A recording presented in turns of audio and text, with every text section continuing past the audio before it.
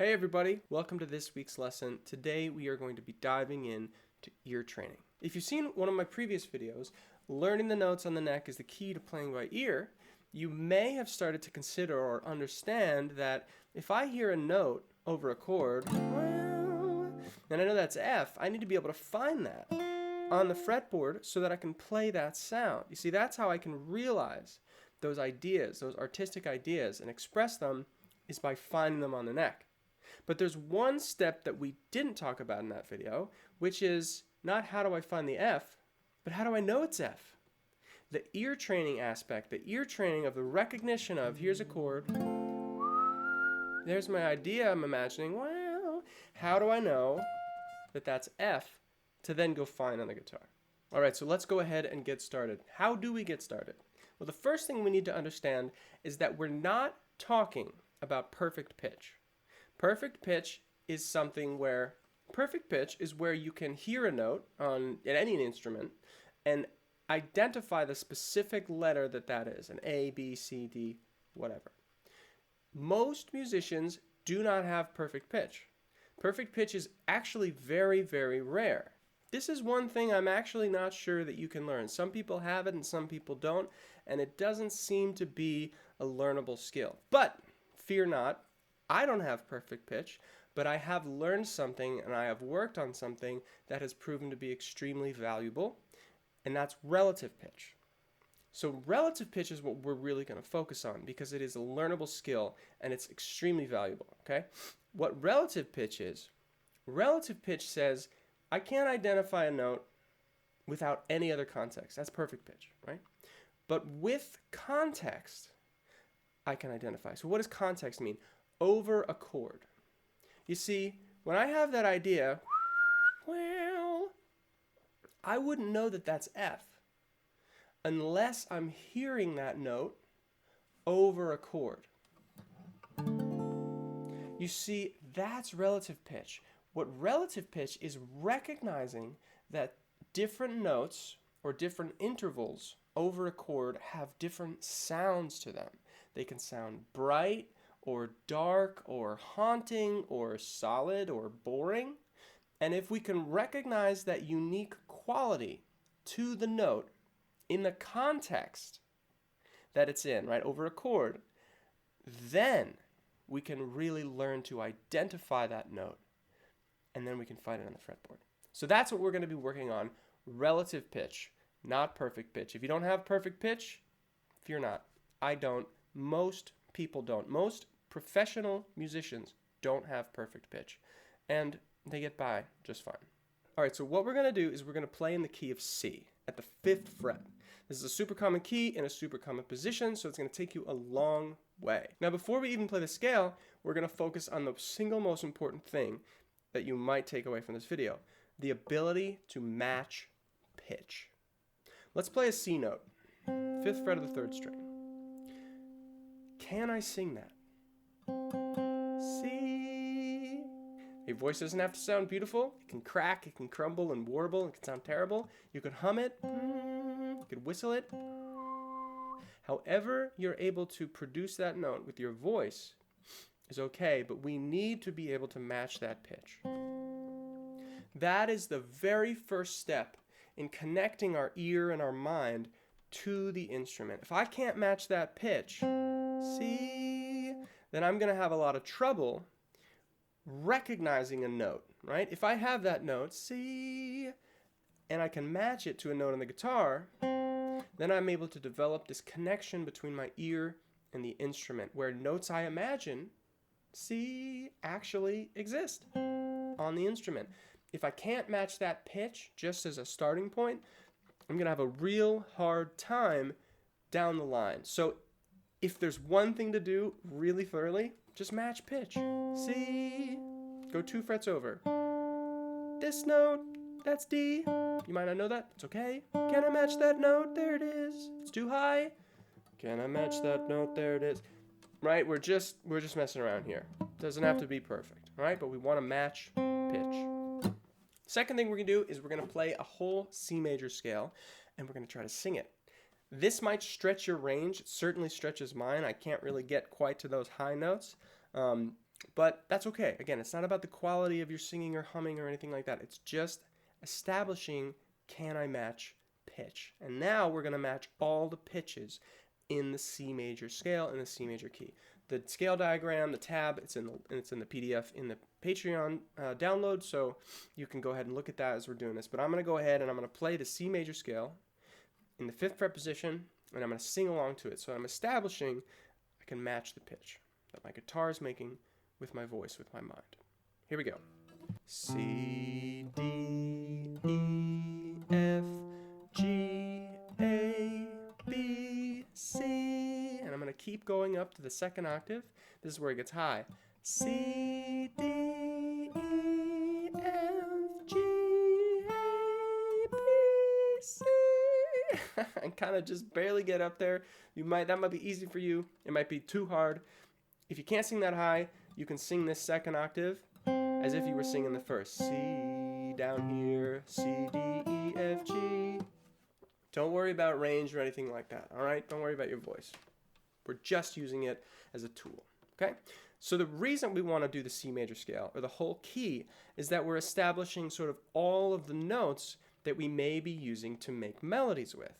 See, if I imagine a melody that's da da da da da da da da, I need to know, sure, that's C, but it's not just like every fret. That wasn't quite right, right? The melody usually fits within the context of the key and the scale. So when I sing that da da da da da da da, more often than not, that is in the notes in the key of C. So if I can play the key of C and I can sing it, then I have a pretty good chance at having the tools to realize an idea in my head. Because my idea, more often than not, is going to use the notes of the key. Make sense? This is very challenging, so stick with it. It takes time and effort. But we need to match pitch, and then we need to establish the big key context, okay? All the notes in our key of C. All right, now the third thing we need to do is identify the notes in a chord. So we're going to be doing 2 chords. We're going to be doing C major and D minor. Those are 2 chords in the key of C. They make a nice, cool groove to play over. So that's what we're going to do. So we need to know the notes in each of the chords. We'll start with C. The notes in C are C, E, and G. If you play a C chord anywhere on the neck, wherever you know your C chords, you're really playing C's, E's, and G's. C, E, G, C, and E are the 5 strings in our open C major chord. We are going to play them in our new 5th fret position. This pattern might be called an arpeggio, where we just play the notes in the chord in this position rather than all the notes in the scale. The arpeggio pattern is in the log, but what we're going to do now is try to sing along to it. So I have to find my C. C. And now I'm not just going up to D, C, D, but I'm jumping C, E to the E note. That's the next note in the chord. So I'm skipping the D note, C, D, not playing that, because that's not in the chord. That's not in our C major. I'm just playing C, E, and then I'm going to skip F. F, we don't want that. We're going to go right to G. C, E, G. See if you can do that. Playing along or just, listening and trying to sing. C, E, G. If you can do that, you can sing the notes of the chord. C, E, G. This is going to take time and effort. This is challenging, okay? But it's useful. How is it useful? Well, if I am playing a chord, like C, and I'm imagining something, da, just singing any random note, more often than not, that note is related to the chord that you're playing. Not just the scale, but the chord. You see that da that I just came out and sang? That's actually a C. That wasn't just a random note. Like my ear somehow picked out a note in the chord. If I do another one, that sounds pretty good. That's an E, right? It's not random. Your ear finds its way home. If I go down there, there's another C. I could do, and even when I kind of sing out of tune, I kind of find my way home. That's a G note. So there's a G. So far, I've only sung notes that were in the chord. And when I was slightly pitchy, I kind of found my way to the note in the chord. This is why you want to know the notes in the chord and be able to sing them.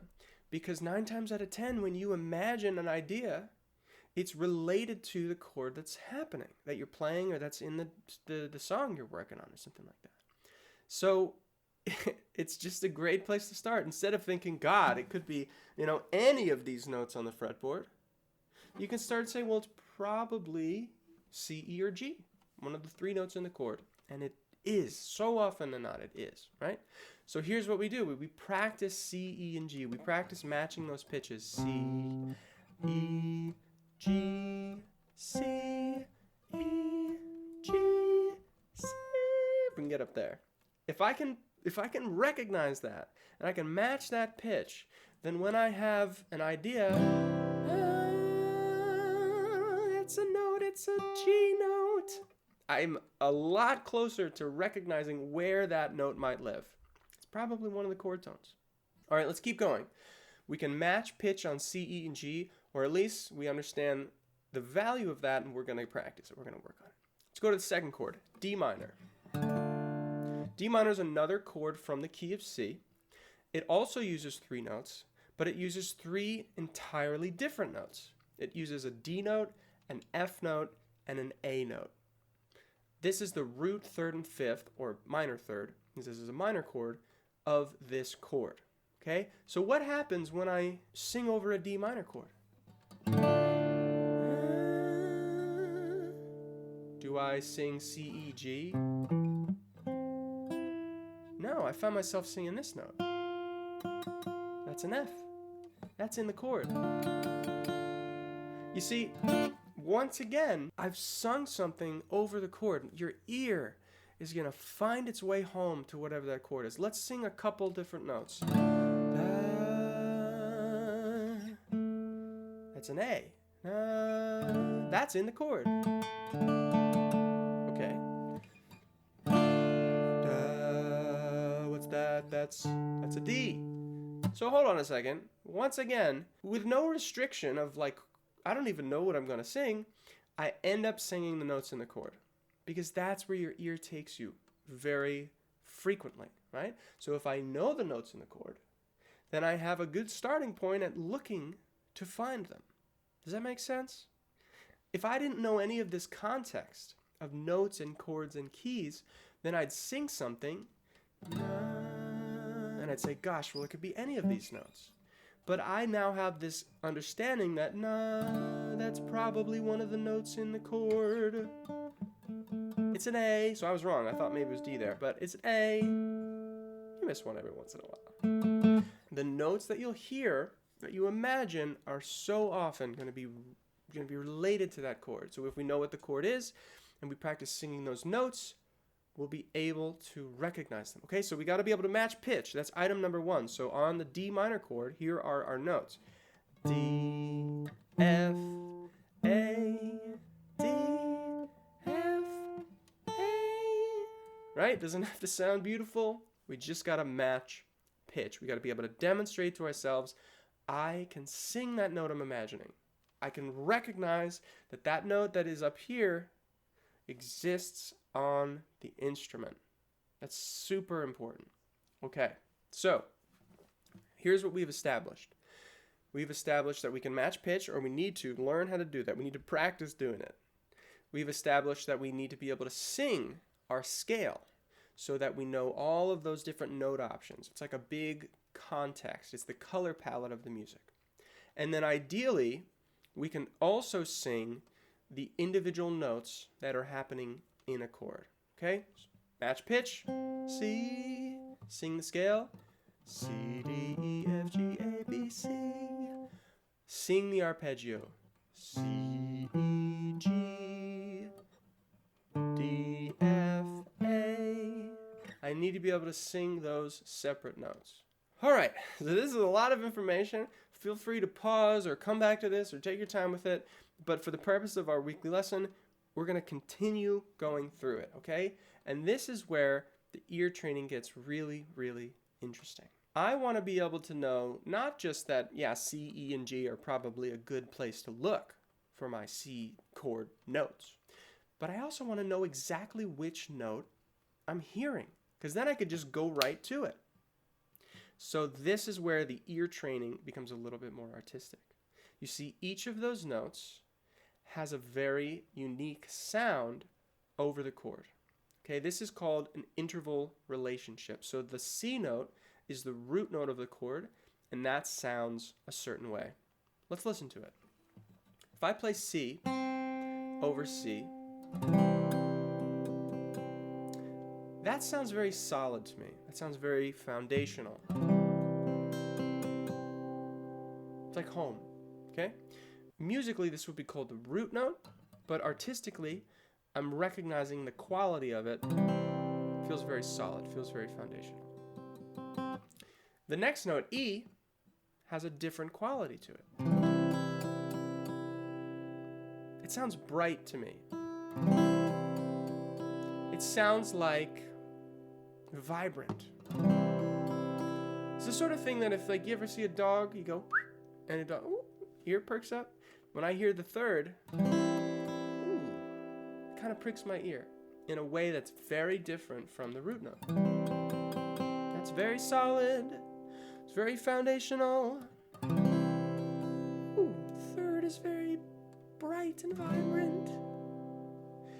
If you can learn to recognize the difference between those two sounds and tie that to an interval, say that's the third sound and that's the root sound, then you'll be able to figure out exactly what that note is and play it on the instrument.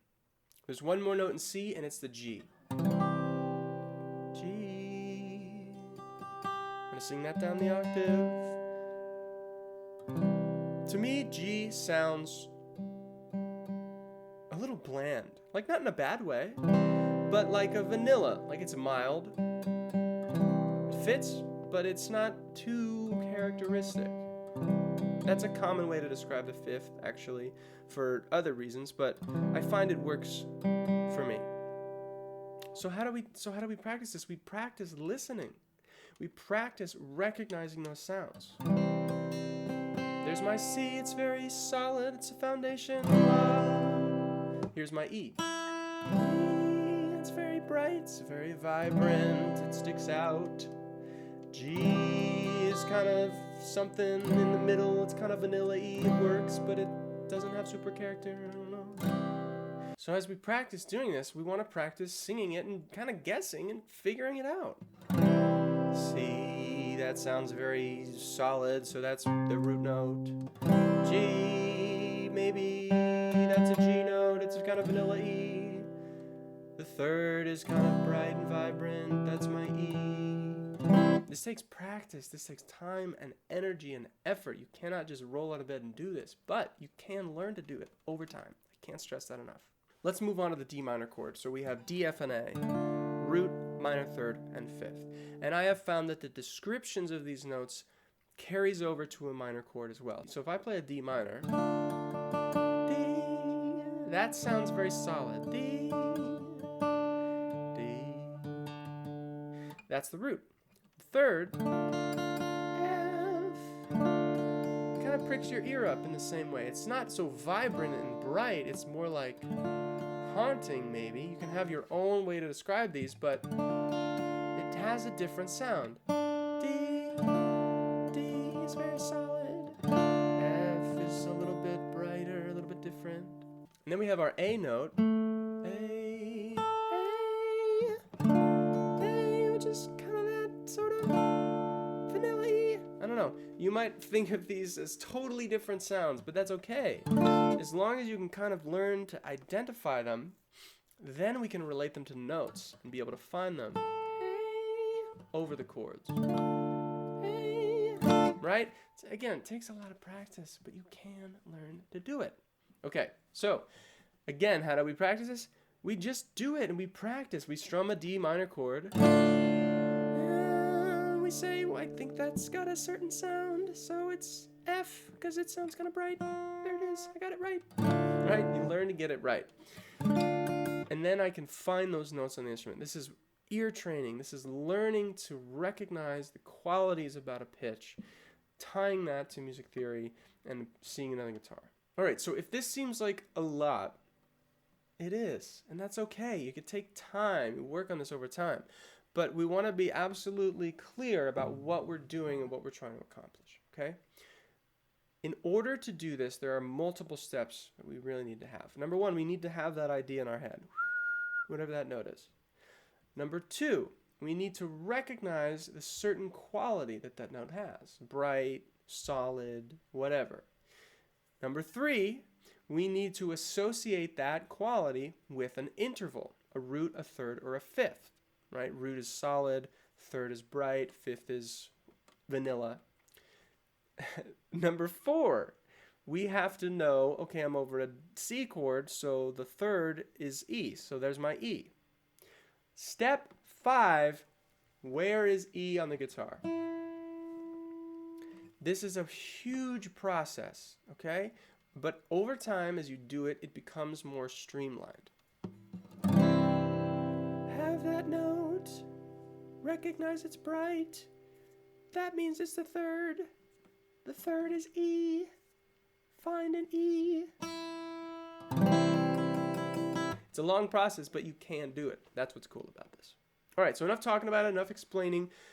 Let's do it. Let's experiment. So I'm going to throw in the backing track. We're going to play along, and we are going to just sing a note and try to find it. There's 4 bars on each chord in this backing track, which is a lot of time to sort of sing a note and try to find it. We're not even going to play a big, long solo. We're just going to try to match pitch and identify where we're at on the instrument. All right, so there's our first chord. That's C. Note. That sounds very solid, so I'm going to guess it's C. And it is C. D. That's a solid note, right? Turns out to be D. D. Let's try to sing another one over the C chord again. C note. That sounds kind of bright, but it's not too, it's kind of vanilla. Sounds like E, yeah. Note, that sounds like a note. What note is that? That sounds like it's A. It is. Okay, I'm not doing so bad. That sounds rich, but not too bright, so I'm gonna say it's G. It's kind of that vanilla. Here's another note. That's a note. Sounds pretty solid, so I'm gonna say it's D. Alright, we're not doing so bad. Okay, so this might seem fun or silly or overwhelming or crazy, but the idea is that we're kind of testing ourselves, and in order to learn to do this, we just practice doing it. I put that backing track on, I imagine a sound, and I use my sort of skills of identifying qualities and pitches to test to see if I got it right. And as you do this, take notes of like, what do you sing more often than not? You might find that you gravitate towards the root note or away from it towards the third.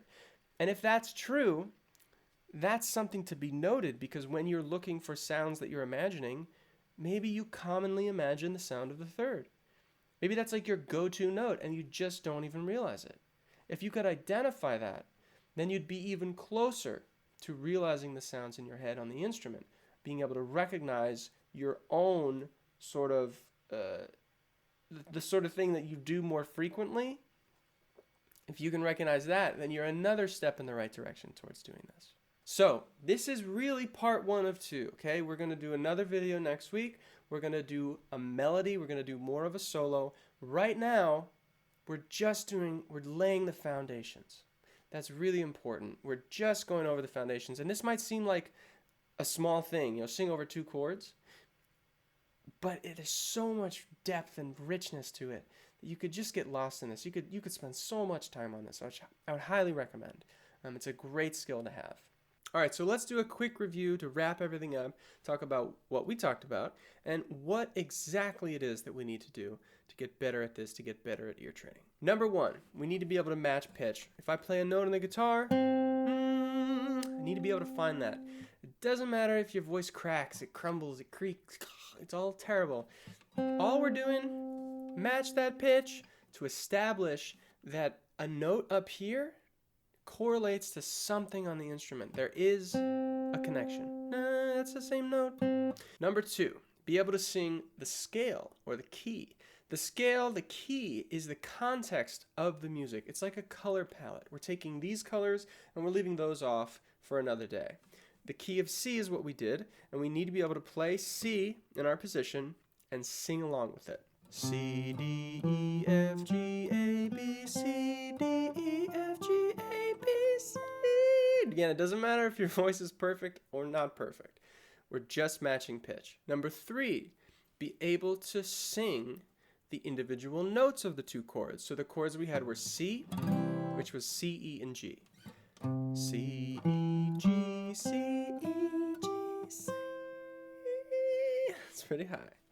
And D minor, which is D, F, and A. D, F, A, D, F, A.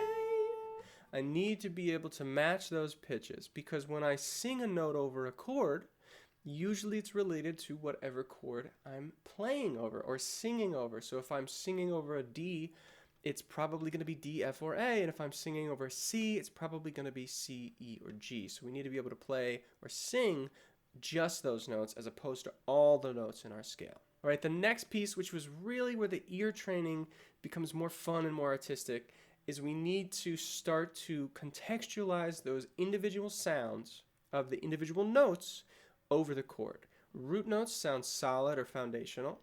Thirds can sound a little brighter, a little more vibrant. And fifths have this sort of other kind of vanilla-y quality. Now, those are things that I hear. If you hear other stuff, that's fine. That's great. What we need to do is just attach that to the interval. If a note sounds dark, we need to be able to recognize which interval sounds dark, the root, the fifth, whichever one. However you think it sounds, it doesn't matter. That's totally open for interpretation, but we have to name that in music theory terms, intervals, so that we can find that on the guitar. And the last thing is to be able to practice doing it. So you put on the backing track and you sing a note and you say, is that C? And it is or it isn't. And you pay attention to what you're singing. Are you singing a lot of root notes? Are you singing a lot of thirds? Are you singing some other note that surprises you, right?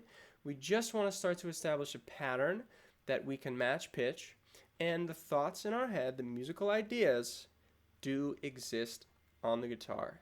We just have to find them. And if you can put these things together, you'll be able to imagine a musical idea and realize it on the instrument. This is a big one, so spend some time on it. We're going to do a part 2 next week and really be thorough. Hope you've enjoyed it. Hope you get some value from this. And good luck, and have fun with it. I'll see you next week.